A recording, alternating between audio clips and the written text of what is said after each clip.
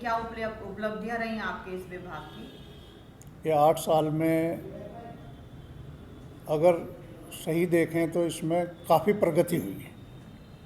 पहले केवल उससे पहले हम 17 के पहले केवल हम केसीसी बनाने का काम करते या खाद या बीज की उपलब्धता थी, लेकिन हम विविधीकरण लोन की तरफ भी गए, पशुपालन, मत्स्य पालन, और उसमें करीब 365 करोड़ रुपया बैंक का अन्य विविधीकरण योजनाओं में भी गया।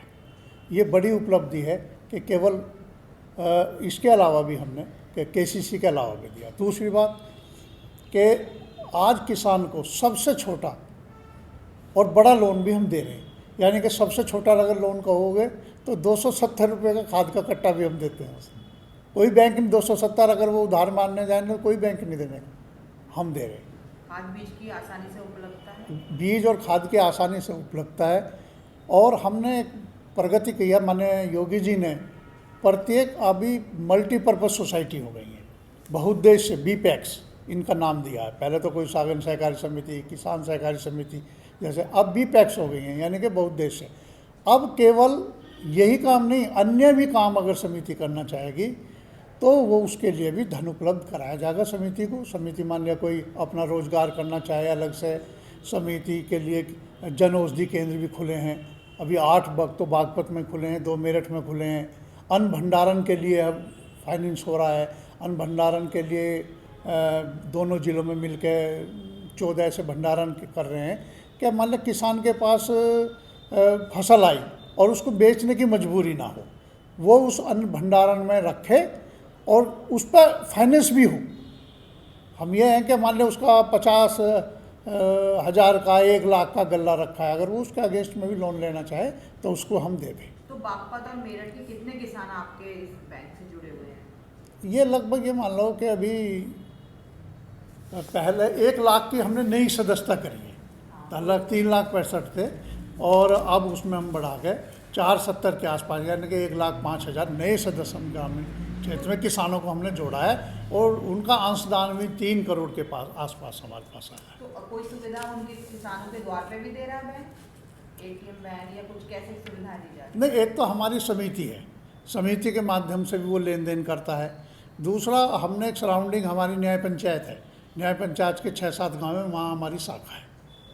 और अभी भी जो बड़ी समिति हैं, जैसे मान लें 20 समिति, उस ऐसी समितियों को भी तोड़ के हम और नज़दीक ला रहे हैं कि उन समितियों के गांव एक कंसोलिडेट उसमें आ जाएं और भाई ये इसका इम्पैक्ट एरिया होगा, उसके लिए भी हमने ऐसी समितियों के पे काम कर रहे हैं। और सबसे बड़ा जो चेंजिंग आया है कि जब से केंद्र में माननीय प्रधानमंत्री सहकार से समृद्धि योजना, हम जैसा हमारा निर्वाचन हुआ उसके तुरंत बाद ये कार्यक्रम चलाए गए और कृषि से अलग सहकारिता मंत्रालय का गठन हुआ। माननीय अमित शाह जैसे वरिष्ठ मंत्री उसके मंत्री बनाए गए। कई बैठकें हो चुकी हैं वाणिज्य मंत्री, फाइनेंस मिनिस्टर और सहकारिता के, कि हम अगर केवल अंतर्राष्ट्रीय वर्ष मनाया जा रहा है इस वित्तीय वर्ष को, और उसका मकसद ये है कि जो ग्रामीण क्षेत्र में उत्पादन करें और उसको एक प्लेटफॉर्म निर्यात के लिए भी, एक्सपोर्ट भी अगर वो करना चाहे तो वो भी अंतर्राष्ट्रीय स्तर का वो खुला है, ताकि वो वहाँ जाके उसको एक्सपोर्ट के लिए अन्य देशों में हमारे देश का उत्पाद जाए।